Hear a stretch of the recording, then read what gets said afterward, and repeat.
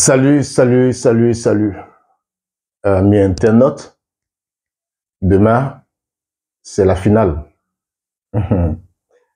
Ah, qui l'aurait cru, Côte d'Ivoire, terre d'espérance, terre bénie de Dieu. J'ai lu sur Facebook une publication, peut-être que tu l'as lu aussi. Quelqu'un a écrit que la vieille d'Akradio veut donner sa vie à Jésus. Et puis après, j'ai lu les commentaires, les gens disent, elle n'a qu'à attendre après la CAN. Ah ouais, pratiquement un mois d'ambiance et demain la CAN finit, ça crée quand même un pincement. Il y a eu beaucoup d'événements, mais en Côte d'Ivoire, on est habitué à ces événements. Voilà, quand il y a quelque chose, on trouve toujours quelque chose à dire. Cette affaire d'Akradio. J'ai voulu parler un peu de ça, un peu cette affaire d'Akradio.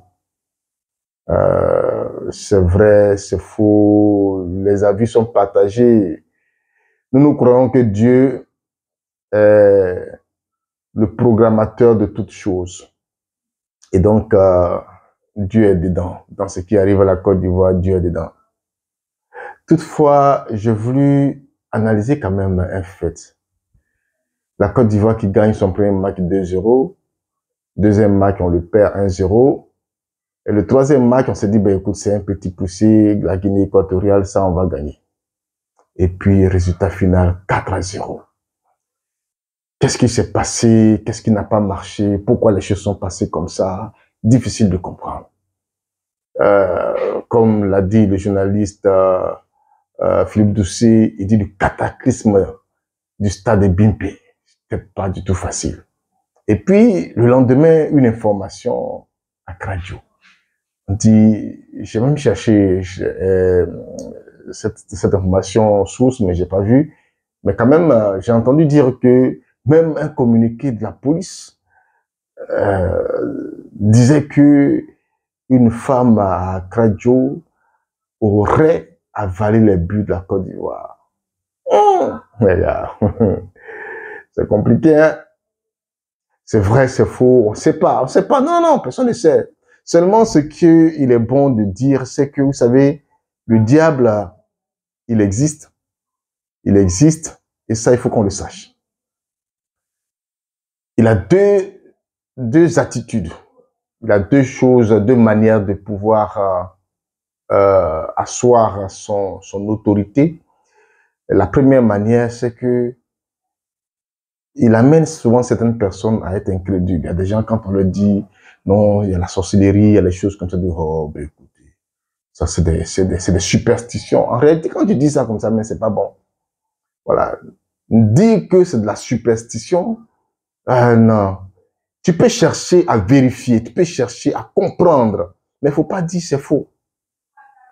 Le deuxième danger, il y a d'autres qui sont tellement convaincus que le sorcier existe, le diable existe, il est puissant, personne ne peut rien contre lui. Là encore, c'est mauvais. Parce que quand tu crois que Satan est fort, tu ne peux pas prier Dieu. Et même quand tu pries, on sent la peur, tu n'as pas une assise spirituelle. Comprenez? Donc, sur cette affaire, je ne dis pas que c'est vrai, je ne dis pas non plus c'est faux. Seulement, je fais une petite analyse. Peut-être que tu as dû remarquer ce match contre la Guinée équatoriale. On a été battu 4-0, mais la Côte d'Ivoire a marqué 2 buts dans ce match. Et les 2 buts ont été refusés. On a vu les ralentis, c'était des hors-jeux.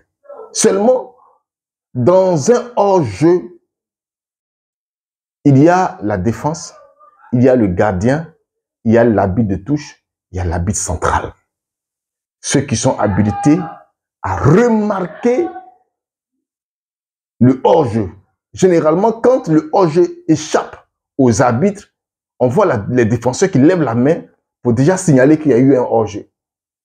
Le gardien qui lève la main pour signaler qu'il y a un hors-jeu. Mais ni les défenseurs, ni l'arbitre de touche, ni le juge central, personne n'a vu les hors-jeux. Même nous qui étions derrière nos postes, quand les 2 buts ont été marqués, nous avons crié, wow, personne n'a dit hors-jeu avant les ralentis. Ah, c'est bizarre. Tout le monde a crié. Quand ils ont marqué, ils ont commencé à se réjouir. À 2 reprises. Les journalistes même qui commentaient ont crié égalisation. Et quand les ralentis arrivent, on voit qu'il y a hors-jeu. Alors, qu'est-ce qui s'est passé? Pourquoi le gardien n'a pas vu le hors-jeu? Pourquoi les défenseurs qui ont fait le hors-jeu, parce que c'est ça, c'est un système de jeu qui crée le hors-jeu. Donc, s'ils ont fait, ils avaient créé, ils avaient mis cette ligne et que l'attaquant est passé derrière pour marquer, normalement, ils devaient voir ça. Ils n'ont pas vu, ils n'ont pas contesté. À 2 reprises, les défenseurs guinéens n'ont pas contesté les buts. Mais quand il y a ralenti, on dit il y a hors-jeu. Est-ce qu'il n'y a pas une corrélation entre ces buts-là et puis l'information qu'on nous a donnée que quelqu'un aurait avalé les buts de la Côte d'Ivoire? C'est possible. Les gars, ne dites pas que c'est faux. En Afrique, tout est possible. Bon, les gens qui sont nés en ville, qui sont nés en Europe, ils vont dire, écoutez. Non, nous qui sommes nés au village, nous qui avons joué ballon du village, on sait que c'est des réalités. C'est des choses qui sont réelles.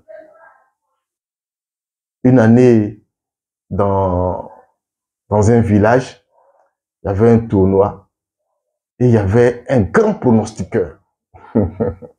Ça dit, lui, à la veille du match, il donne le résultat.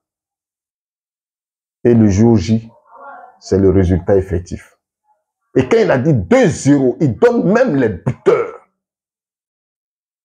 Frère, l'Afrique est très en avance. Ceux qui pensent que l'Afrique est en arrière, ils n'ont rien compris.